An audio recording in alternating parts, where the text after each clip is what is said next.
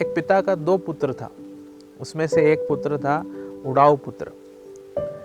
आप सब जानते हैं उड़ाऊ पुत्र का दृष्टांत। उड़ाऊ पुत्र अपने पिता से संपत्ति मांगता है और उसका पिता उसको संपत्ति दे देता है, उसका जो भाग है उसको दे देता है। उड़ाऊ पुत्र उस संपत्ति को बेचकर पैसे कलेक्ट कर कर वो अपने पिताजी से, अपने परिवार से बहुत दूर चला जाता है। वहाँ जाकर वो पाप करता है, सारे कुकर्म करता है, सारे पैसों को उड़ाता है।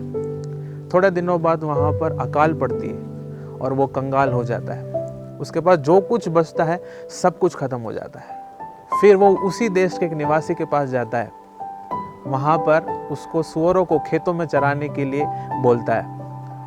वहाँ पर उसको खाने को नहीं मिलता, उसको जो सुअरों को खाने को दिया जाता है वही उसको खाने को वो निवासी कहता है।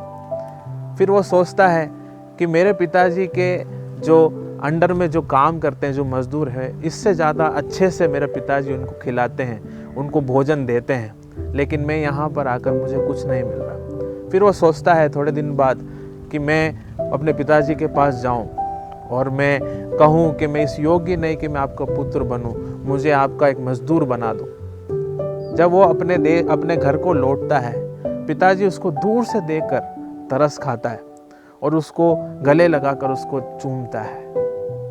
और उसका पिताजी एक मेमने को बलि चढ़ाकर वहाँ पर सेलिब्रेट करता है। इस दृष्टांत से हम बहुत सारी बातों को सीख सकते हैं। पहली बात कि उसका पिता कितना प्रेम करने वाला है। ठीक उसी तरह हमारा पिता परमेश्वर भी हमसे बहुत ज़्यादा प्रेम करता है। हमारे सोचने से बढ़कर वो प्रेम करने वाला परमेश्वर है। दूसरी बात, हमारा पिता परमेश्वर तरस खाने वाला परमेश्वर है। हम देख सकते हैं वो जब लौटता है घर को, उसको दूर से देखकर उसका पिता तरस खाता है।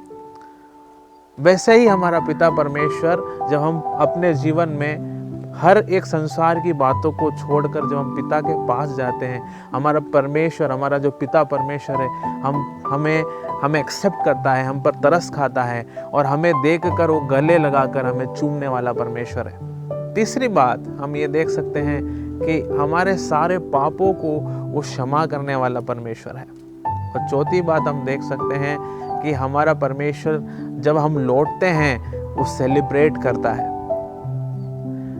जिस प्रकार हम देख सकते हैं वो जब लौटा तो उसके पिताजी ने बलि चढ़ाकर वहाँ पर सेलिब्रेट करा। वैसा ही हमारा पिता परमेश्वर उतना ज़्यादा खुश हो जाता है जब हम संसार की चीज़ों को छोड़कर जब हम उसके पास लौटते हैं। हमारा परमेश्वर सेलिब्रेट करता है, वह आनंद मनाता है। हम इस दृष्टांत से ये भी सीख सकते हैं कि संसार के आनंद टेम्पररी है, वो एक दिन खत्म होने वाला है। जब हम परमेश्वर के समीप रहते हैं वो आनंद सदैव है, वो हमेशा रहेगा। और हम इस दृष्टांत से ये सीख सकते हैं कि संसार में शायद हमें कोई भी मदद करने वाले ना हो, लेकिन हमारा परमेश्वर सदा हमें हमारे साथ है और हमें मदद करने वाला परमेश्वर है। मैं हर एक युवाओं को ये कहना चाहता हूँ जो संसार के पापों में अगर पड़े हो कि समय गया नहीं है, समय खत्म नहीं हुआ है, आपको परमेश्वर के पास लौटना है। किसी भी प्रकार का एडिक्शन हो, उस सब कुछ छोड़कर पिता के पास जाइए। परमेश्वर आपको प्रेम करने वाला परमेश्वर है, आपको क्षमा करने वाला परमेश्वर है, आपके लौटने पर सेलिब्रेट करने वाला परमेश्वर है। परमेश्वर आप सभी को इस वचनों से आशीष करे।